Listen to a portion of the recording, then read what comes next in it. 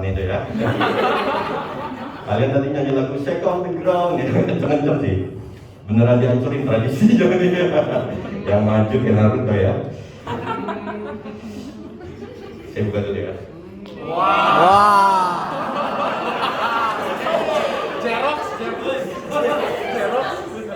Sampai lagi.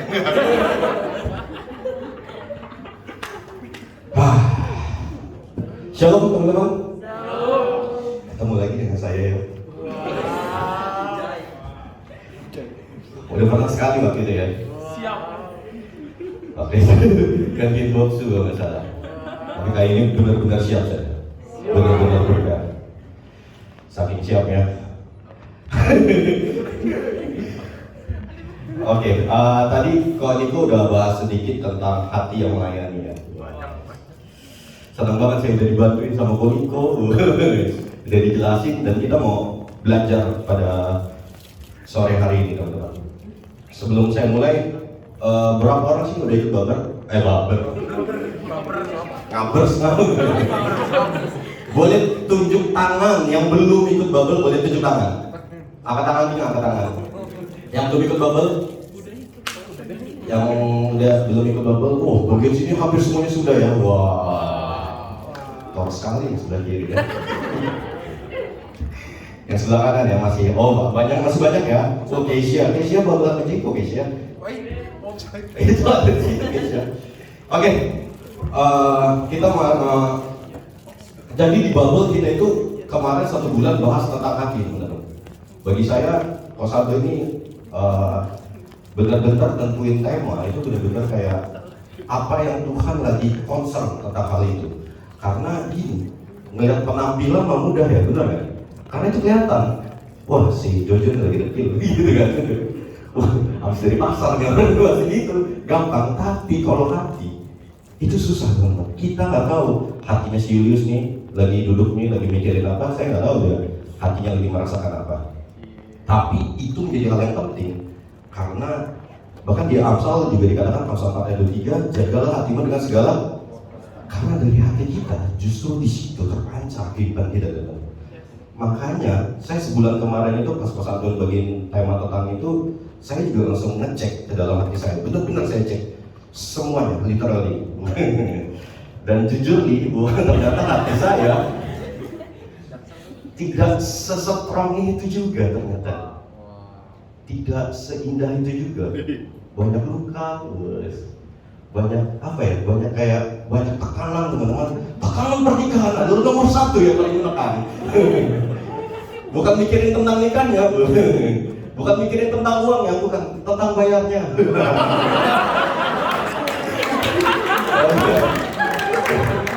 Tentang bayarnya, tentang uangnya, oh segini ya, amin.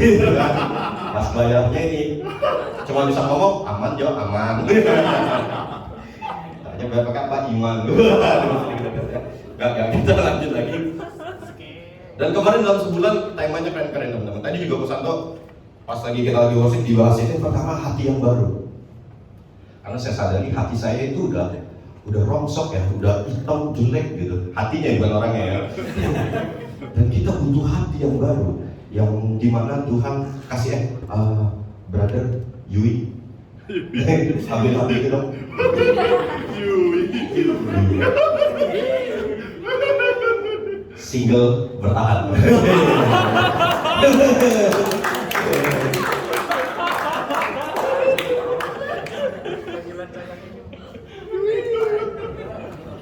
Oke, boleh bantu saya di Yeskiel 36 ayat 26. Kita ini ya, kita sebentar aja sebelum nanti kita akan bahas tentang hati yang melayani. Hati yang baru ini penting, tahu nggak kenapa?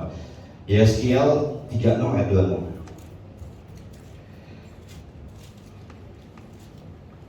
Iya. Kalau nggak kan pada bawa Alkitab juga kan ini. Di sini ingat ini teman-teman, kita nggak bisa merubah hati kita menjadi hati yang baru. Makanya tadi Kosanto bilang, kamu nggak bisa bagiin apa yang kamu nggak terima, benar? Jadi kamu pun nggak bisa jadi orang yang baru kalau kamu nggak terima hati yang baru dari Tuhan. Buku, banyak buku teman-teman, banyak motivasi merubah sikap, cara bertanya, cara menjawab, cara tidur, itu banyak bener buku-buku yang merubah kita secara apa ya, attitude. Tapi kalau hatinya nggak berubah, sebaik apapun attitude kamu, coba nanti kamu megang uang ya, dikasih megang uang banyak, muncul karakter aslinya teman-teman. Jadi kayak gini, banyak orang pikir, wah nanti tunggu aja dia, kalau megang uang banyak, jeleknya keluar. Bukan jeleknya keluar, tapi aslinya kita itu keluar. Makanya masih banyak yang belum kaya kan? Nih, ayat Yeskiel 3:26, kamu akan kuberikan hati yang baru, wow, dan roh yang baru di dalam batinmu, dan aku akan menjauhkan darimu hati yang keras. Hati yang keras menjauh, amin. Dan kuberikan padamu hati yang, karena ketaatan itu kunci, teman-teman. Dan kita bisa taat kalau kita terima hati yang baru. Coba mulai rubah di paradigma kalian atau di cara pemikiran kalian. Bukan lagi tentang merubah sikap, merubah kebiasaan. No, kita mencari kebiasaan. Terima dulu hati yang baru. Karena ini yang kadang-kadang hati yang baru itu memudahkan kita untuk membuat kebiasaan yang baru. Kalau hati kamu masih penuh dengan amarah, masih penuh dengan emosi, masih penuh dengan pembalasan, nggak usah ada kebiasaan shalom. susah ketemu orang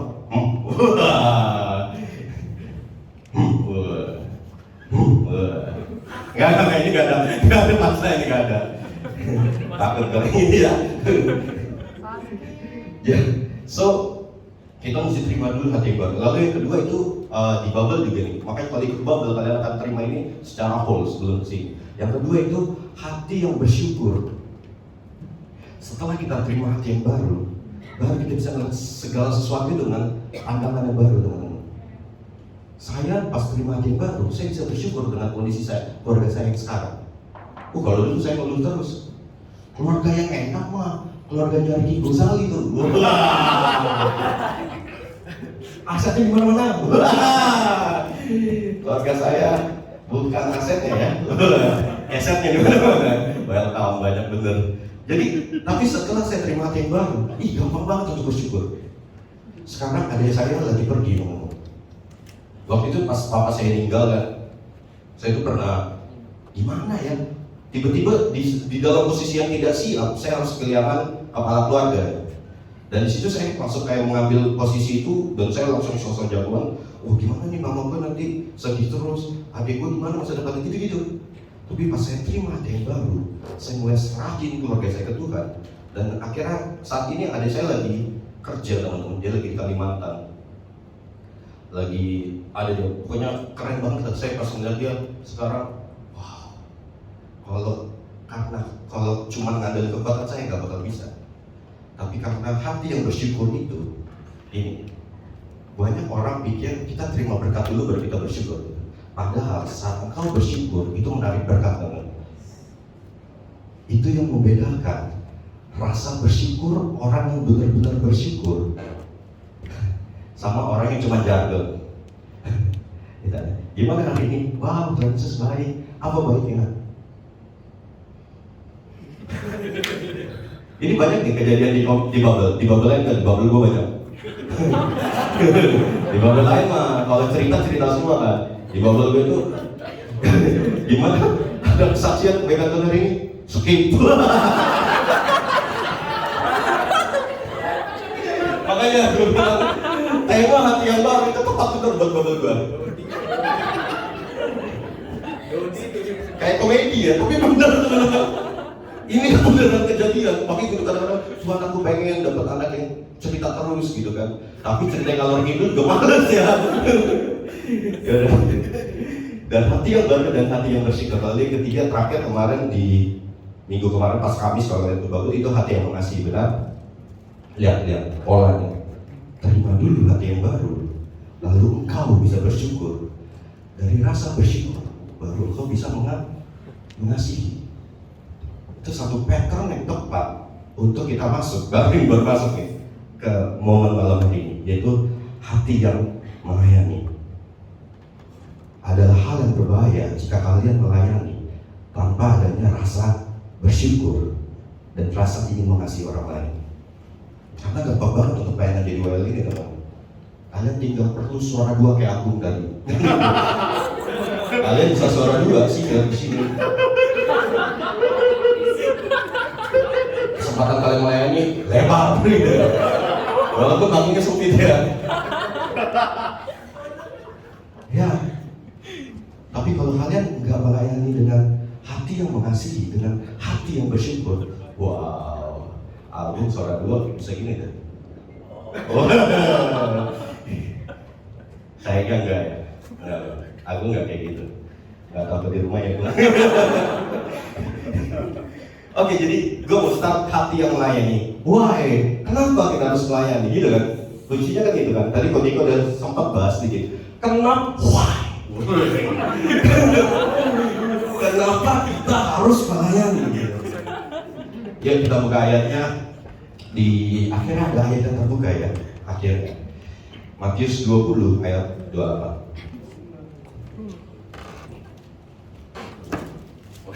Ini tempat Jeko lompat kemarin nih. Berbahaya juga ya. Oke, gue bacain ya. Ingat teman-teman, habis saya baca, apalagi satu kata nanti saya tanya satu-satu.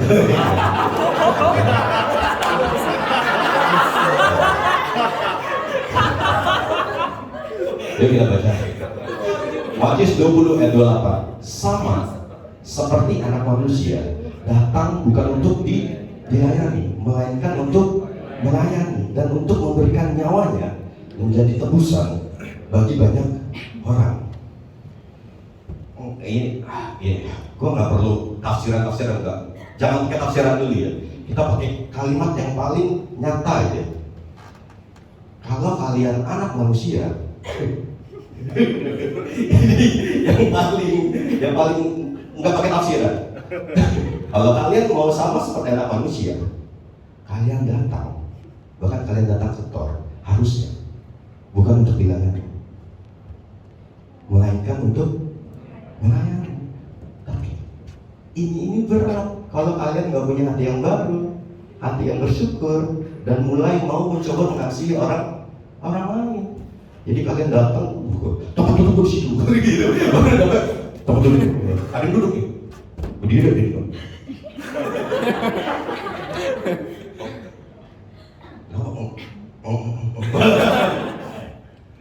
Tapi kalau kalian punya hati yang mengasihi, kalian akan keren juga ya kecilku tadi jadi asar, shalom, apa kabar? Luar biasa. Gereja banget kayak gitu ya. Ini penting banget teman-teman. Kenapa kita harus melayani? Karena bahkan Yesus juga datang bukan untuk dilayani. Bahkan ini kalau di atasnya ya, perbandingannya dengan pemerintah. Bahkan dia datang bukan untuk memerintah. Yang pertama kali dia lakukan untuk datang itu, yang paling esensi adalah dia datang untuk melayani, untuk memberikan nyawanya bagi tebusan orang banyak.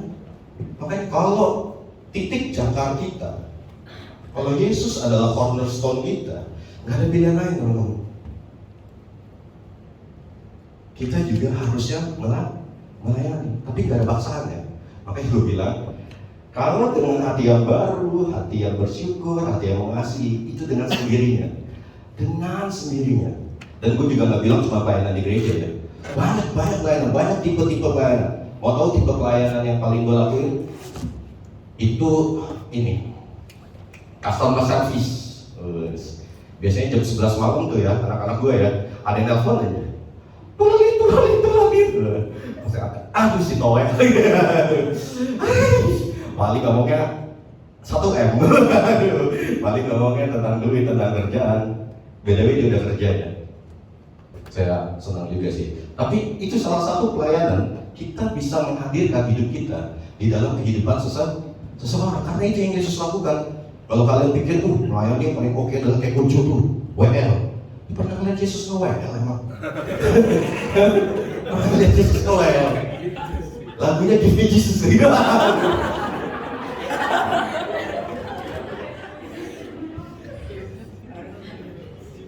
Kita harusnya dengan sengaja menghadirkan hidup kita di dalam hidup orang Yesus telah hadir di dalam hidup kita. Kita mau maunya ke satu aja, bawa Yesus kemana-mana gitu. Yesus tuh untuk saja. Enggak, gue nggak mau Yesus gue malu gitu kayak wah tidak malu. Kadang-kadang berdoa, Tuhan ubah keluargaku. Tuhan Yesus sudah sih. Ya, aku nunggu kamu loh. Tuhan nunggu kita untuk melayani keluarga kita, benar? Waduh, pelayanan gue paling berat salah satunya itu melayani mama gue juga. Berat banget karena gue mau ngomong ciong. Ciong itu gimana ya? Ciong itu secara obrolan, secara pola pikir itu gak ketemu teman-teman. Tapi seberat itu. Tapi karena gue tahu gue harus menghadirkan Yesus dalam hidup gue. Contoh tadi gue habis makan keluarga gue dari Jakarta datang semua. Curcol ya, keluarga gue dari Jakarta datang semua. Bos, pas datang udah tahu kan anak yang paling dibahas siapa? Ya adik gue, lagi ke Kalimantan itu. Iya tuh Anus udah kerja gini-gini. Jojo kapan nyusul ke Kalimantan? Yang gue udah. Karena gue sedikit berbeda teman-teman. Karena gue punya hati yang baru, gue punya rasa bersih, gue punya rasa mengasihi, dan gue tahu tuh Allah Tuhan memanggil gue untuk kata ampun. Tapi saat gue cerita tentang gue melayani di sini, gue cerita tentang Yesus, gue cerita tentang apa? Ya ini kan orang dunia. Mereka lu terlalu idealis katanya. Nggak realistis tuh katanya kayak gitu kan. Dan gue satu lompatnya kan, gitu. Mulai getar. Terus cerita, ada yang gue bisa kayak enak banget, gini dapat gaji sini, dapat ini. Aku langsung pergi aja itu kan. Aku langsung ke Kalimantan juga aja ya. Jujur ada perasaan itu, karena tahu nggak kenapa gue pengen pergi ke Kalimantan banget? Karena mau nikah gitu sebenarnya tadi yang di awal ya. Uangnya mah aman, bayarnya itu. Tapi lucunya gini. Saat gue tetap stay untuk cerita tentang Yesus, gue tetap, jadi gue nggak merasa jadi orang pintar gitu loh di tengah keluarga besar gue kayak, nggak, gue Yesus, sekali Yesus tetap Yesus gitu. Gue saat tahu mereka kayak gitu, gue melayani mereka. Mereka makan ya gue, ini om, tanya ini, mama gue mau minta duit tuh. Seciong gitu. Waduh, tuangnya lagi. Jadinya, iya benar, tapi gue tetap kayak ini, gue tetap bersyukur gue. Ya kalau dulu gue kayak udah mantap begitu hidup. Makanya orang Kristen dulu itu banyak yang aneh. Gue nggak orang Kristen. Gue dulu sebagai orang Kristen yang rajin ke gereja, tapi itu aneh. Di keluarga kayaknya aneh jus gitu. Kalau nggak ngomong Yesus, ngomong oh Yesus ya. Tapi kalau nggak ngomong Yesus nggak mau gitu. Makanya gue berangkat, jadinya gue di stand banget. Kasih yang Tuhan taruh dalam hidup gue gak bisa dirasakan sama keluarga gue. Bukan karena Tuhan kurangan kasih ya, bukan kasihnya kurang besar, tapi karena gue yang pasang tembok sama lingkungan sekitar. Karena gue tidak mau mengasihi, makanya gue gak mau melayani. Dan ya akhirnya tadi gue ngadukan sama Tuhan, ini lagi-lagi nih, hubungan gue sama Tuhan itu agak sedikit aneh ya teman-teman. Jadi setiap gue biasanya dapat tugas dari Tuhan ini, misalkan untuk khotbah, untuk jadi WL, untuk jadi apa, itu pasti ada aja godaan dari si jahat ya, godaan ya. Gue tahu Tuhan so good, God is so good, tapi kayak the devil itu looks so good even better gitu loh. Kayak lebih baik bagusnya gitu, kayak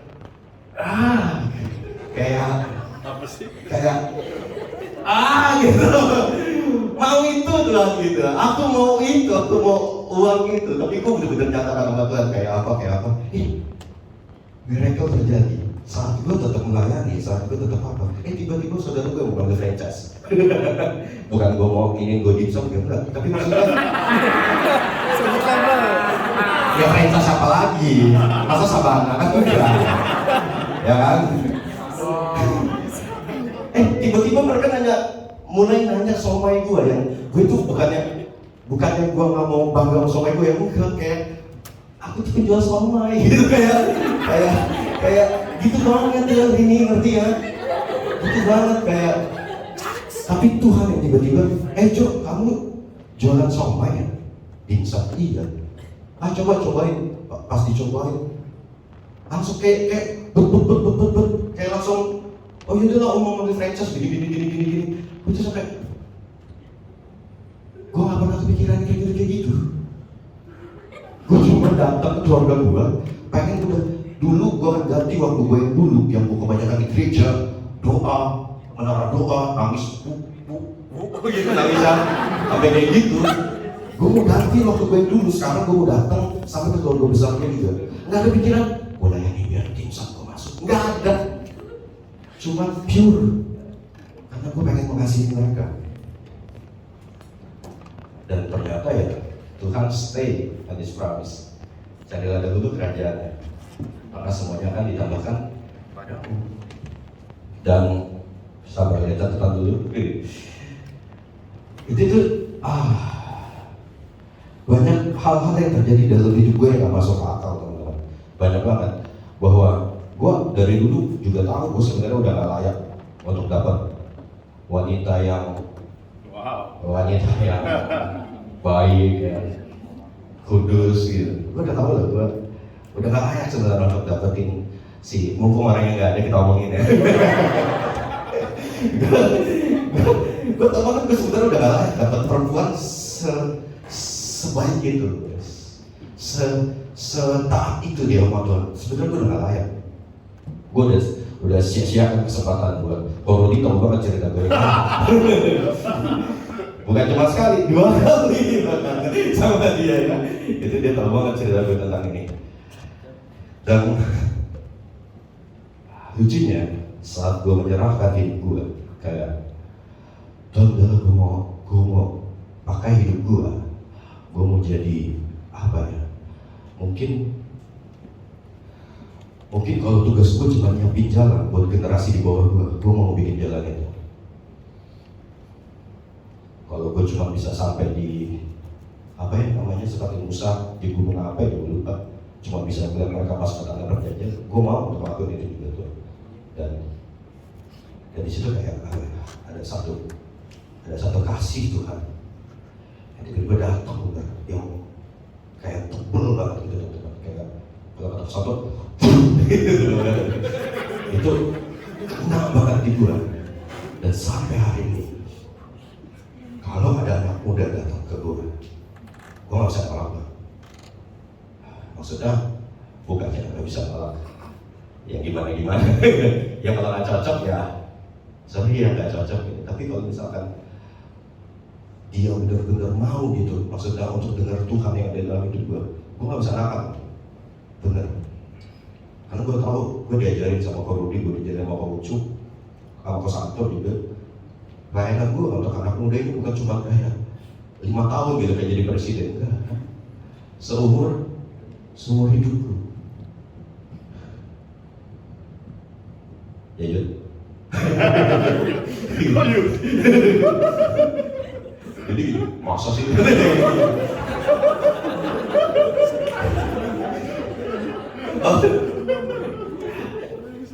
Terus gini, udah nangis-nangisannya udah, gue melo tuh dengan orang-orangnya, suka melon. Kita bukan di Roma 12, Roma 12 ayat 18. Roma 12 ayat 1 sampai 8.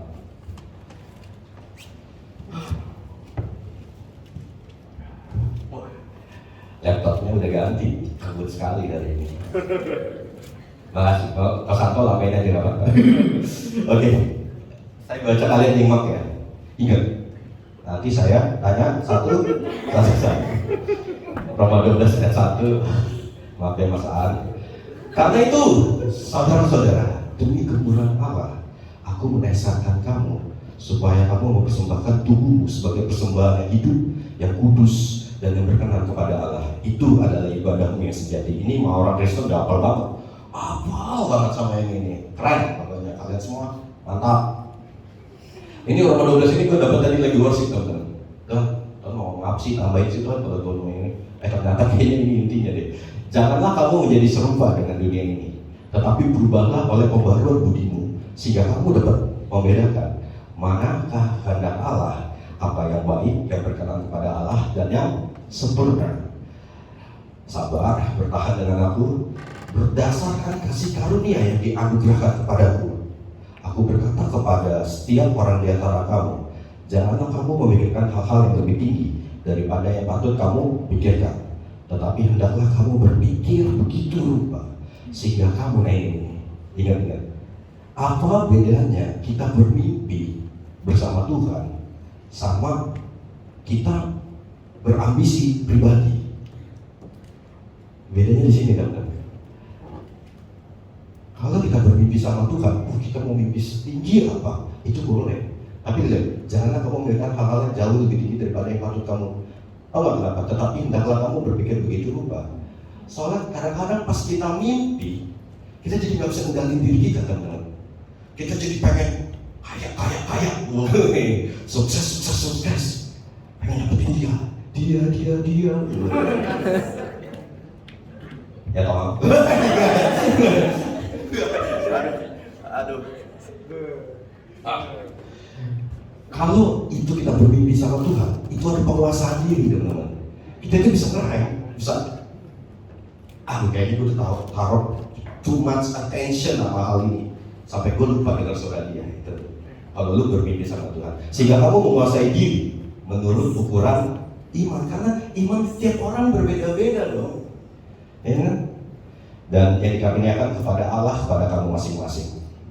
Next, sebab sama seperti pada satu tubuh, kita mempunyai banyak anggota, tetapi tidak semua anggota itu mempunyai tugas yang sama. Ini udah paham banget, ada yang jadi aser, ada yang jadi singer, ada yang jadi WL, satu orang, Jojo juga.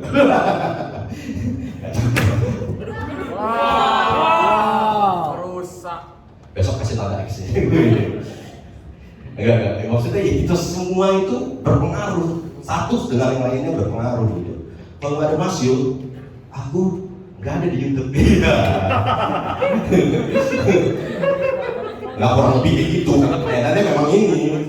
Maksud lu bilang, aku sedih nggak kan? Demikian juga kita, walaupun banyak adalah satu tubuh di dalam Kristus, tetapi kita masing-masing adalah anggota yang seorang terhadap yang lain. Next. 3 ayat lagi, demikianlah kita, nah ini teman-teman, camkan, perhatikan. Demikianlah kita mempunyai karunia yang berlain-lainan menurut kasih karunia yang dianugerahkan kepada kita. Jika karunia itu adalah untuk bernubuat, baiklah kita melakukannya sesuai dengan iman kita. Lanjut. Nah ini, jika karunia untuk melayani, baiklah kita melayani. Jika karunia untuk mengajar, baiklah kita mengajar. Ayat terakhir, jika karunia untuk menasihati, baiklah kita menasihati. Siapa yang membagi-bagikan sesuatu, hendaklah ia lakukan dengan hati yang ikhlas. Siapa yang memberi pimpinan, hendaklah ia melakukannya dengan rajin. Siapa yang menunjukkan kemurahan, hendaklah ia melakukan dengan sukacita. Oh, berarti melayani perlu karunia ya kok? Jawabannya adalah yes. Coba lu bisa bayangkan ada orang melayani nggak pakai karunia, cuma karena terpaksa. Karena gue pernah ditanya sama tadi ya, kita omongin pasangan aku yang lagi di Bandung, dan akhirnya nggak bakal tahu kan. Gue pernah ditanya kayak gini. Di waktu itu jadwal WL minggu 1, minggu 2, lalu minggu 3 dia diminta lagi untuk minggu 3. Terus gue ya biasa ya, pacar posesif. Gue mulai mempertanyakan hal itu kepada dia. Gue tanya gini, sayang, kok kamu terima lagi? Emang alasan kamu apa? Gue tanya seperti itu. Lalu dia pikir, dia jawabnya, dia kan orangnya itu polos banget ya, kayak bocil banget bener-bener. Apa yang top of mind-nya itu ya, gitu langsung. Gak kayak dipikir dulu, kalau mau ngomong ini pasti si Jojo ngomongin, kok gak ada. Gak ada kayak gitu. Jadi top of mind langsung diomongin sama dia. Iya, soalnya udah gak ada orang lain lagi kan, kayak gitu. Terus gue mulai disitu kayak gue mulai iseng kan, apa ya yang Tuhan mau sampaikan buat dia? Tiba-tiba gue dapet kayak gini. Nah justru karena itu, mendingan kamu gak usah. Kamu udah kayak seolah-olah kalau gak ada kamu, gak ada yang WL gitu. Karena alasannya adalah Kalau nggak ada aku, nggak ada orang lain lagi, benar nggak? Tapi kalau kamu tadi ngomong, ya karena aku rindu untuk melayani Tuhan, karena aku rindu untuk bernyanyi di depan, untuk menyembah Dia. Jadi WL, wah itu mah get it, Cinco girls. Oke, apa?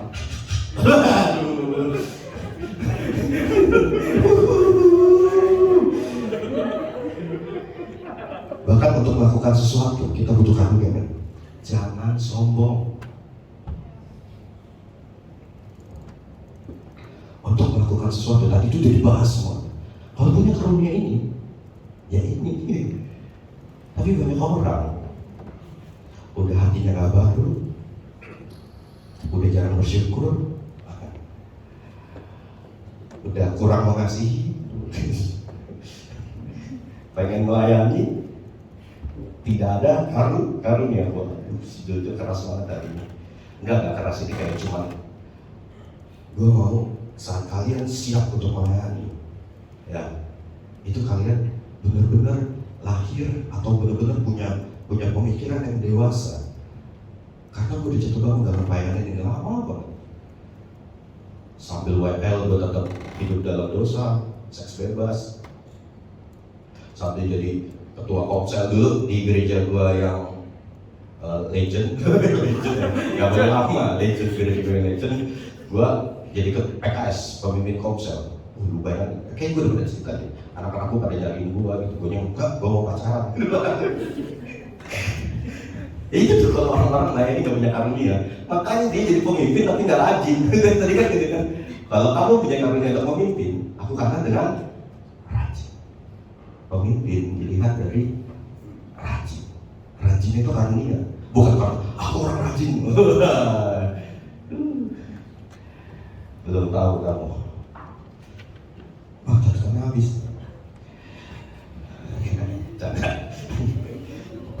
Ya dan saat gue mengerti bahwa tentang hal ini, gue gak pernah main-main lagi dengan pelayanan teman-teman. Gue gak pernah main-main lagi dengan menaruh hidup gue untuk anak-anak yang pengen gue mentorin. Gak pernah main-main lagi. Kalau ketemu mereka itu sampai kadang-kadang pacar gue jadi iri gitu. Padahal sebenarnya yang gue siapin buat dia jauh jauh lebih memusingkan.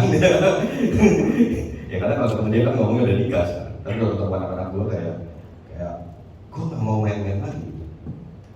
Jangan sampai gue ngulang kayak muter lagi, capek. Mesti berapa kali ke satu altar kalau sampai kalian gak muter-muter lagi ngulang. Tiap minggu baca ke depan, altar ke Santo. Tapi kalian tidak mau menerima hati yang baru, tidak mau bersyukur. Nanti 3 minggu lagi, 4 minggu lagi maju lagi.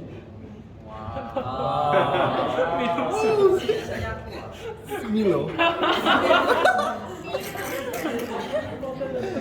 Endorse by Kopi Ben. Jangan salin saya, salin yang beli itu. Apa punya susu kecil kayak gitu? Kopi Ben aman? Aman. Wah, kalau itu single menerkam.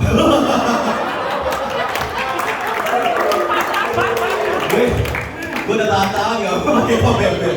Gara-gara susu ini ya, bener-bener.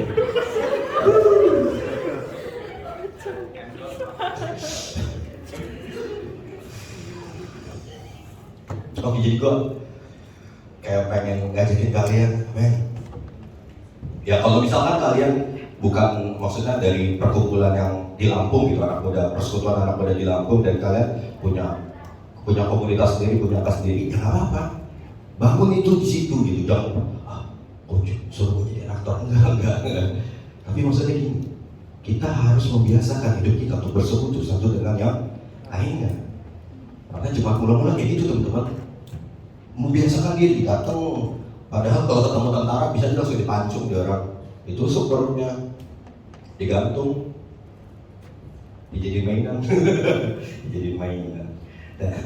Dan ini terakhir ya, masih kecepatan gak gue?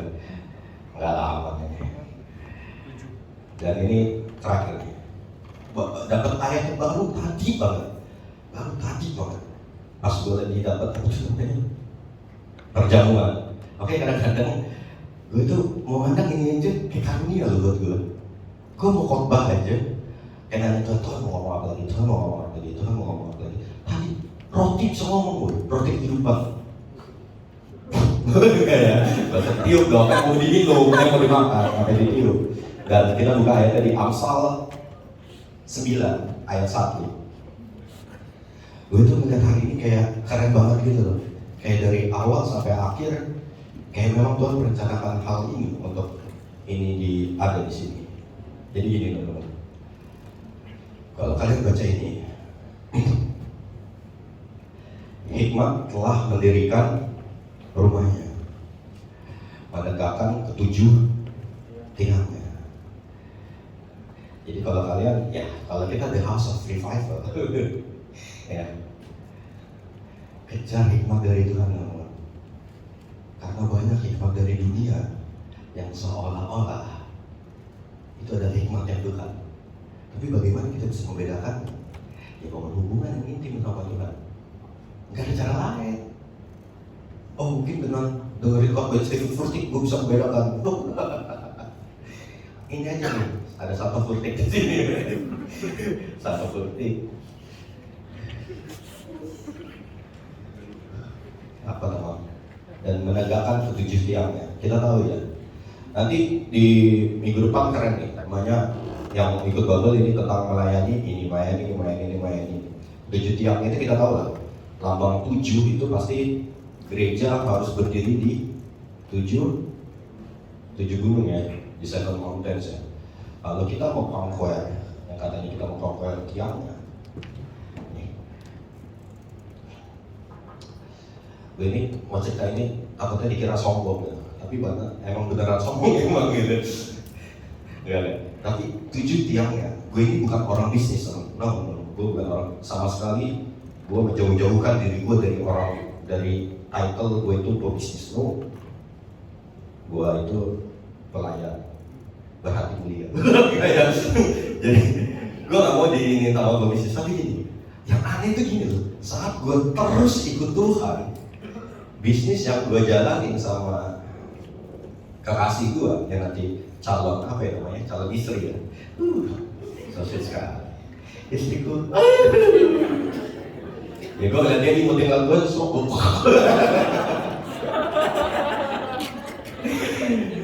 lagi turunin berat badan, lebih susah daripada nyiapin barang. Susah bener, balik. Jadi saat gue bangun bisnis ini sama si calon istri gue ini, banyak orang awalnya itu kayak gak setuju gitu, kayak nanti kalau lu putus bubar ya gitu. Nanya aja. Nanti lu kalau ada masalah kan, pacaran itu kan gampang banget kan untuk egonya gitu kan. Untungnya gue gak punya apa-apa ya, jadi gak bisa ego. Jadi, tapi ternyata saat gue ingat ayatnya, oh betapa indahnya, betapa saat saudara seiman hidup dalam kesatuan. Itu saat gue mencoba bersatu itu gini, banyak orang itu bersatu itu berarti gini, kalau gue satu, dia juga satu gitu. Bukan, itu namanya sama-sama satu. Kalau bersatu itu, gue bentuknya beda, dia bentuknya beda, tapi itu colliding, bahasanya colliding, jujur nih, yang which is. Jadi itu tuh colliding, jadi menjadi satu, bahkan tapi belum, ya tubuhnya belum ya, tubuh belum, nanti Pak habis nikah baru. Tapi kalau sekarang soul, mind, badinya belum. Kita orang mencoba menjadi satu dan berdoa kepada Tuhan, dan ada aja maksudnya ya doain juga. Jadi ada tawaran, Kak aku mau buka franchise. Wow, banyak sekali orang yang percaya dengan franchise kami, padahal kami tidak begitu percaya gitu. Tapi kami percaya sama Tuhan. Iya loh, awalnya bikin dimsum ini bukan karena percaya dimsum pasti benar, cuma percaya sama Tuhan. Bisanya cuma waktu itu bikinnya dimsum karena nggak pakai minyak goreng waktu itu gue mikir. Sekarang berpengaruh besar. Mau minyak susah, mau minyak nggak susah, tidak berpengaruh. Itu aneh bener kan? Di zaman sekarang, wih gue kan ada satunya lagi jualan ayam goreng kan. Wah, ini nyari minyak kayak susah teman-teman. Tapi itu karena gue sendiri ya. Walaupun dia yang bantu, tapi maksudnya gue mikir semuanya sendiri. Itu enggak, ini juga salah ini. Tapi yang ini kayak Tuhan yang bawa. Dan gue percaya sih untuk pernikahan kami berdua, ya doakan kami juga teman-teman. Doakan kami juga, jagai kami. Jagai kami. Ya, pasangan gue yang kecil-kecil itu adalah yang suaranya itu lembut banget. Wah, serius. Ya udah, gue mau tutup dengan ini. Hikmat telah mendirikan rumahnya, menegakkan ketujuh tiangnya. Kalau Thor ini mau untuk Sumatera, jangan untuk Sumatera, untuk Bandar Lampung, di sini perlu orang-orang yang berdiri di setiap tiangnya dengan hikmat dari Tuhan. Karena tanpa hikmat, tanpa karunia, jangankan berdiri lu di sana. Mau jongkok ya susah. Nggak swear. Gak usah pikir, Tuhan aku mau di kedokteran. Waduh. Makanya gue mau kita benar-benar percaya sama Tuhan bahwa tanpa Tuhan, tanpa hikmatnya, tanpa karunia-Nya, udah kita ini gak bisa apa-apa. Kalau kita kayak ngomong ini, dia Tuhan mau benar kita kayak gini. Ya, Daud juga berpikir kayak gitu teman-teman. Jangan kecil hati. Yang maksud gue ngomong kayak gini bukan mau ngerendahin kalian, bukan. Bahkan tokoh-tokoh yang besar dalam Alkitab pun, saat Tuhan benar-benar nyata dalam hidup mereka, justru di saat mereka benar-benar gak bisa apa-apa. Elia, bakar orang apa gitu. Tadi dikejar Isabel takutnya, disuruh rest sama Tuhan. Kata Tuhan, Elia, itu Ninabobo. Dia tidur. Di Ninaboboin sama Tuhan, habis bangun dikasih makan. Langsung sehat kayak gue banget itu ya. Gue kira ngerasa sakit disuruh makan sama cewek gue langsung sehat. Wah, ternyata. Thank you. Ya itulah hati yang melayani. Jadi jangan sekali kamu pengen melayani tapi nggak pernah terima yang baru, nggak pernah mencoba belajar untuk bersyukur, nggak pernah mau dengan sengaja untuk mengasihi orang-orang di sekitarmu dan kejar karunia ya. Maksud gua aku tidak bisa artikan. Tapi maksudnya kita tahu bahwa untuk melayani aja ternyata butuh karunia ya. Makanya banyak orang ngambil jalan pintas, gak usah worship, gak usah bangun mesbah, gak usah bangun apa, aku tidak butuh karunia. Aku butuhnya kasondang. Aduh, gak ada yang kasondang gitu. Oke, thank you. Selanjutnya saya persilakan kepada Tanpa pengetahuan Jojo telah kami hadirkan. Frank.